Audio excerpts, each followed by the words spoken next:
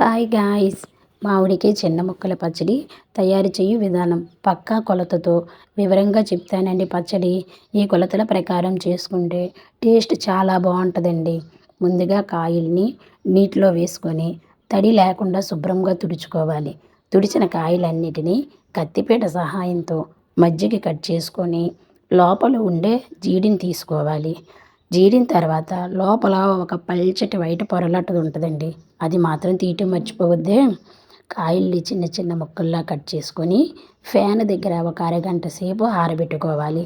తర్వాత ఒక పెద్ద సైజు గ్లాస్ తీసుకొని మనకి ఎన్ని ముక్కలు వచ్చాయో కొలుచుకోవాలండి.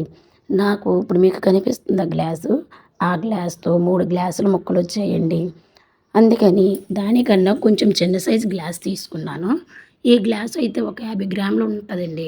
ఆ గ్లాస్తో ఒక గ్లాస్ కారం, హాఫ్ గ్లాస్ సాల్ట్ వేసుకున్నానండి. అంటే 3 గ్లాసుల ముక్కలైతే ఒక చిన్న సైజు గ్లాస్, ఒక 50 గ్రాముల సైజు గ్లాస్తో ఒక గ్లాస్ కారం తీసుకోండి, హాఫ్ గ్లాస్ సాల్ట్ తీసుకోండి, ఒక గ్లాసు ఆవపిండి తీసుకోండి. అంటే కారం ఎంత అయితే ఆవపిండి కూడా అంతే తీసుకోవాలి.